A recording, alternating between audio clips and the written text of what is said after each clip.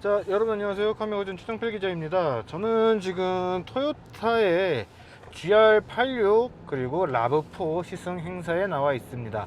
사실 오늘 행사의 메인은 이 차가 아니에요. 제가 지금 타고 있는 거는 2022년식으로 돌아온 라브4 부분 변경형 모델인데, 오늘의 주인공은 사실 이 차가 아니라 순수 후륜구동 스포츠카 GR86이 주인공입니다. 이 차가 주인공이 아님에도 불구하고 이 차를 지금 같이 시승을 하게 된 거는 토요타도 굉장히 고민이 많았을 거라고 생각이 되는 반증이라고 생각이 됩니다.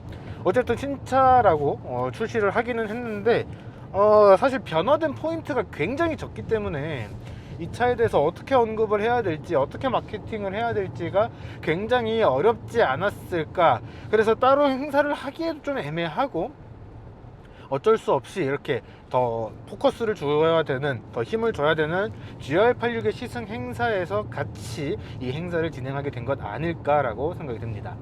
처음에도 말씀을 드렸지만 이 차는 그냥 단순한 연식 변경이 아니라 부분 변경 모델입니다. 그런데 요즘에 출시되는 신차들을 보면은 부분 변경 모델임에도 불구하고 거의 뭐 신차급의 변화를 준다거나, 혹은 외관은 거의 바뀌지가 않았는데 신차급으로 뭐 기본이 되는 플랫폼을 완전히 싹 바꿔버린다거나, 이렇게 굉장히 좀 변화의 폭이 크게 들어가는 그런 모습들을 많이 볼 수가 있거든요. 근데 그런 것들과 비교를 했을 때 이번 2022년식 라브4는 정말 정직한 마이너 체인지예요. 부분 변경 마이너 체인지, 뭐 그렇게 이야기를 하죠. 굉장히 정직한 변화입니다. 사실상 외관에 있어서의 차이는 거의 없다라고 보시면 좋을 것 같고, 편의성과 이제 안전 장비들, 그런 측면에서 조금 더 개선이 됐다라고 이야기를 하는데, 사실 굉장히 신중하게 그리고 깊게 살펴보지 않으면은 체감이 없다라고 해야 될까요? 변화가 거의 없는 그런 모델이기 때문에 약간 좀 부분 변경이라고 표현을 하기에도, 부분 변경은 맞지만 그렇게 표현을 하기가 약간 좀 애매한 그런 감들이 있지 않을까라고 생각이 됩니다. 파워트레인도 동일합니다. 기존에 사용을 했던 2.5리터 하이브리드 엔진이 그대로 장착이 되어 있어서 최고 출력이 약 한 205마력 정도, 상당히 경쾌한 그런 출력을 발휘를 해주는 파워트레인이죠. 그 파워트레인이 그대로 적용이 되어 있어요. 육각형을 이제 디자인의 기본 요소로서 적용을 해서 굉장히 와일드해 보이는 그런 이미지를 갖춘 것에 비해서 성능은 굉장히 경쾌한 성능을 보여주는 모델이라고 이야기를 할 수가 있을 것 같습니다. 이런 측면들에서는 사실 파워트레인과 이런 성능들이나 이런 것들이 변화가 전혀 없었기 때문에 이전 대비 더 개선이 됐다 라거나 그런 포인트에 대해서는 제가 말씀을 드릴 만한 것들은 좀 없지 않을까 싶어요. 다만 처음 출시된 직후에 한번 타보고 굉장히 오랜만에 다시 타보는 거거든요. 그럼에도 불구하고 굉장히 편안하게 주행을 할 수가 있는, 주행 성능 측면에서만큼은 어떤 차하고 비교를 해도 크게 밀리지가 않는 굉장히 탄탄한 그런 기본기를 갖고 있는 차구나 라고 하는 그런 생각들이 굉장히 많이 듭니다. 그러면은 바뀐 게 진짜 하나도 없냐, 그냥 연식만 바뀌었냐, 이제 안전이나 편의 장비 같은 것들 개선을 했다고 했지 않냐 라고 생각을 하실 텐데, 바뀌기는 바뀌었어요. 이제 몇 가지 포인트가 있는데, 18인치 자동 휠이 좀 새롭게 디자인이 돼서 적용이 됐다라던가, 바이 LED 헤드램프라고 하는 것들, 이런 것들이 좀 적용이 돼서 조금 더 세련되어 보이는 그런 이미지를 만들어냈다라고 이야기를 합니다. 근데 LED 램프가 들어갔기 때문에 밤에 시야를 비춰주는 것 자체는 굉장히 잘 비춰줄 것이다 라고 생각은 되는데, 지금 보시다시피 굉장히 밝은 대낮도 아니고 거의 아침이라서 이게 지금 확인이 되지 않는다라는 점은 약간 좀 아쉽기는 하네요. 그리고 이제 또 바뀐 부분이라고 하면은 한글화를 조금 더 개선을 했다라고 이야기를 합니다. 한글화 개선 같은 경우에는 이제 여러 수입차 브랜드가 굉장히 많이 좀 힘들어하는 그런 부분인데, 사실 이거 되게 많이 신경을 써야 되는 포인트거든요. 한국 사람들이 사용을 하는 그런 포인트이기 때문에 굉장히 많이 신경을 써줘야 되는 부분인데, 사실 그런 부분들이 잘 안 되는 모델 모델들이 몇 개가 있습니다. 뭐 꼭 그렇다라고는 얘기는 못하지만 토요타도 사실 그런 측면에서는 약간 좀 떨어지는 부분들이 있기는 했어요. 그 이유 중에 하나는 이제 북미 시장에서 판매되는 차를 그대로 들여와서 판매를 하다 보니까 한글화보다는 그냥 영어로 되어 있는 상태로 그냥 쭉 판매를 한다거나 그런 부분들이 있었는데, 한글화에 대해서 조금씩 신경을 쓰기 시작을 했거든요, 이 토요타 코리아도. 근데 이번 라브4에서는 그런 부분에서 조금 더 신경을 잘 써서 한글화 최적화를 잘 했다라고 이야기를 합니다. 그 다음에 이제 새롭게 추가가 된 기능 중에 하나는 사실 신기하지는 않아요. 요즘에 들어가 있는 차들이 꽤 많기 때문인데, 뒷좌석에 탑승자가 있냐 없냐, 있으면은 있는지 좀 한 번 더 확인을 해라 라고 이야기를 하는 이 리어시트 리마인드 기능이라고 하는 것들이 또 새롭게 들어갔습니다. 이따가 시동을 꺼봐야 알겠는데 이걸 어떻게 표현을 해줄지가 참 궁금하기는 해요. 현대차 같은 경우에도 이제 되게 많이 들어가 있죠. 이제 그 차 같은 경우에도 굉장히 명확하게 들릴 수 있도록 해주는 띵 소리를 이제 되게 명확하게 볼륨을 좀 높게 했다라고 해야 될까요? 그런 식으로 해서 정확하게 뒤에 한번 봐야지 라고 하는 그런 생각이 들게끔 만들어주는 그런 요소들이 있는데, 이 차는 이따가 어떻게 소음을 경고를 알려줄지 한번 체크를 해보면 좋을 것 같습니다.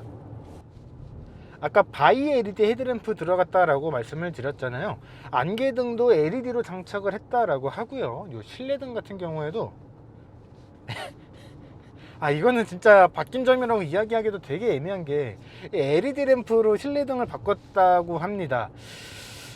사실 요즘에 나오는 대부분의 차들, 특히 뭐 3천만원, 4천만원 이상 되는 차들 웬만해서는 다 이렇게 LED 헤드램프가 들어가는 게 추세인데, 요거를 바꿨다고 굳이 언급을 하는 게 진짜 변화 포인트가 없어가지고 억지로 짜낸 포인트 아닐까라는 생각이 들 정도로 되게 민망한 변화 포인트입니다. 사실 이런 램프 같은 것들은 서드파티 제품이라고 하죠. 그냥 램프 사가지고서 교체를 하는 분들도 굉장히 많기 때문에 뭐 순정으로 들어갔다고 해서 이게 실내등 뭐 밝기가 밝아봤자 뭐 크게 차이가 안 난단 말이에요. 그런데 이런 부분에서 실내등도 LED로 바꿨습니다 라고 이야기를 하는 그런 포인트들은 약간 좀 민망한 부분이기는 합니다. 그리고 사륜구동 모델 같은 경우에는 변화의 포인트가 한 가지가 더 있습니다. 이 사륜구동 모델 같은 경우에는 조수석에도 파워 시트가 적용이 됐어요. 전동 시트죠. 이거를 좋아하시는 분들도 있고 그렇지 않은 분들도 있을 것 같은데, 대부분은 뭐 좋아하지 않을까 생각이 됩니다.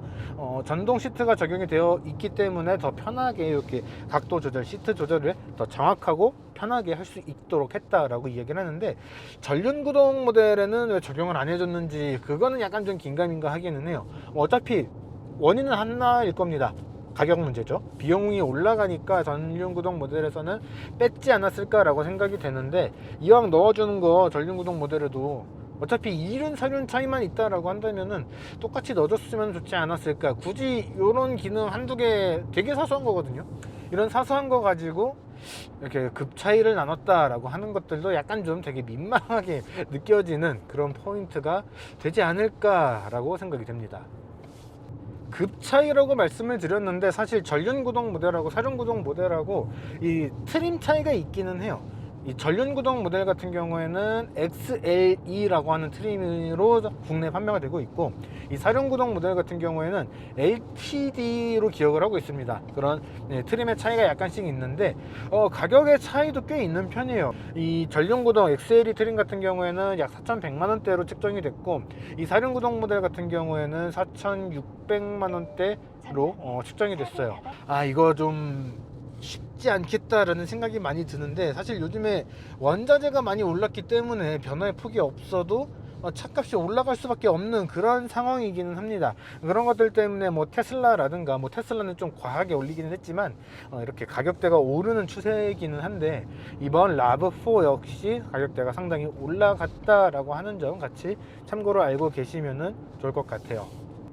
사실 변화의 폭이 그렇게 많은 것도 아니고, 이번 시승 행사에서 이 포인트가 되는 차, 메인이 되는 차도 이 라브4가 아니다 보니까 되게 좀 포인트, 포커스를 맞춰서 좀 설명을 드렸는데, 사실 이 라브4라는 차는 굉장히 편하게 다룰 수가 있는 차입니다.